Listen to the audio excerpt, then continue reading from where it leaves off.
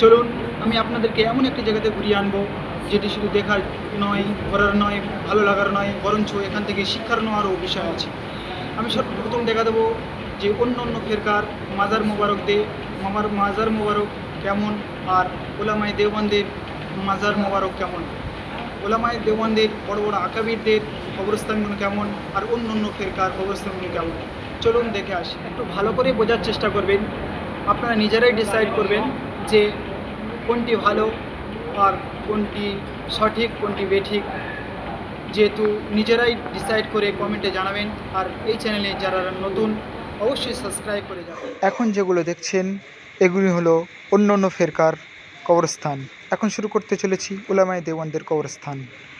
যেমন দেখছেন আনোয়ার শাহ কাশ্মীর রহমতুল্লাহ আলাই, শাইখুল হিন্দ, অন্য অন্য উলামায়ে দেওবন্দের কবরস্থান, যেমন শেখ রশিদ আহমদ গাঙ্গুহি, ইউনুস সাহেব এবং আশরাফ আলী থানভী রহমতুল্লাহ আলাই। এখন আমি আপনাদের দেখাবো একটি রাতের বেলার ভিডিও, যেটি কাশ্মীর কবরস্থানের। আসসালামু আলাইকুম রহমতুল্লাহ। এটা হচ্ছে দারুল উলুম দেওবন্দের মকবরে কাসিমি কবরস্থান। এটা হচ্ছে হযরত মাওলানা ওয়াহিদুজ্জামা কেরানবী রহমতুল্লাহ আলাইহির কবর, যিনি নাজিমে তালিমাত ছিলেন।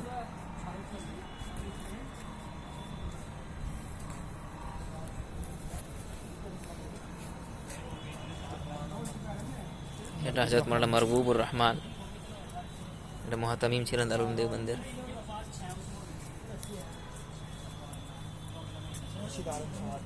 হযরত মাওলানা খুরশিদ আলিম সাহেব, শেখুল হাদিস, সদরে মুফতি ও সাবিক নায়েবে মুহতামিম দারুল উলুম দেওবন্দ ওকফের ছিলেন।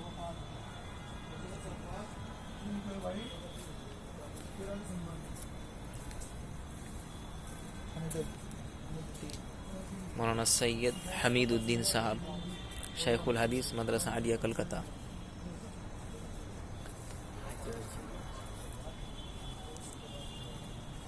शेखुल अदब और फिक़्ह मौलाना एजाज अली, शेखुल हदीस दारुल उलूम देवबंद। 1920 में पैदा हुए, 2006 में उम्र तो बहुत है भाई। ओए भाई बगल की सबकी देखभाल करी जा रही है। हां इब्राहिम बलियावी, एक नाम है देखो, इब्राहिम बलियावी साहब।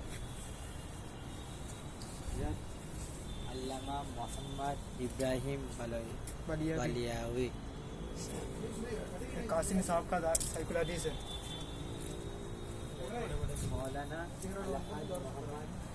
मौलाना बशीर अहमद खान साहब, नायब मुहतमीम थे दारुल उलूम देवबंद।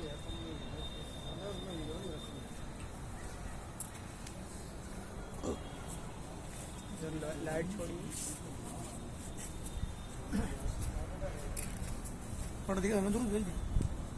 हज़रत मौलाना मोहम्मद असलम साहब, साबिक शेखुल हदीस ও সদরুল মুদাররিস দারুল উলুম অফ দেওবন্দ। তার পাশেই আছে মৌলানা কারি মোহাম্মদ তৈয়ব সাহেব, মুহতামিম ছিলেন দারুল উলুম দেওবন্দ, দীর্ঘদিন ছিলেন, অনেক দিন ছিলেন দেওবন্দের মুহতামিম। হযরত মৌলানা মোহাম্মদ সালিম কাসমি সাহেব, সাবিক মুহতামিম দারুল উলুম অফ। এটা হচ্ছে হযরত মৌলানা কাসিম নানদবী রহমতুল্লাহ আলাইহির কবর, যিনি এখানকার অনেকদিন ধরে শিক্ষক ছিলেন। এমনকি ইনি শাহী মুরাদাবাদের প্রথম ভিত ইনি দিয়েছিলেন।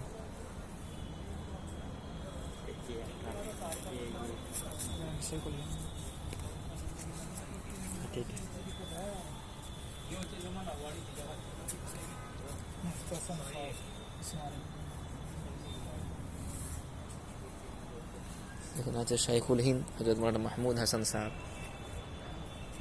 তার পাশে উনারই ছাত্র শাইখুল ইসলাম হুসাইন আহমদ মাদানী রহমতুল্লাহ আলাই, এবং উনারই পাশে উনার বড় সন্তান হযরত মৌলানা সাদ মাদানী সাহেব। তিনজনই ঘুমিয়ে আছেন মকবরে কাসমিতে।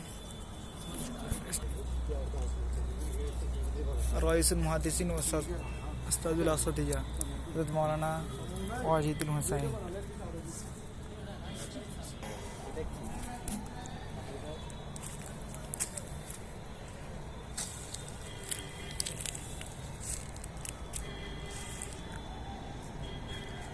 এখানে অনেক মুসান্নিফ শুয়ে আছেন, যাদের কিতাব এখনও সচরাচর সবাই পড়ি।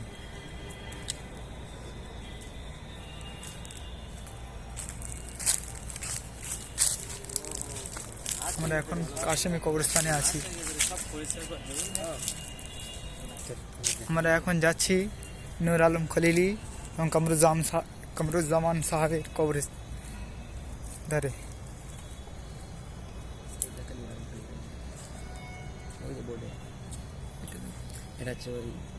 এটা হচ্ছে শেখে সানি ছিলেন অনেকদিন ধরে, হযরত মাওলানা কমরউদ্দিন সাহেব এই বছর ইন্তেকাল করেছে।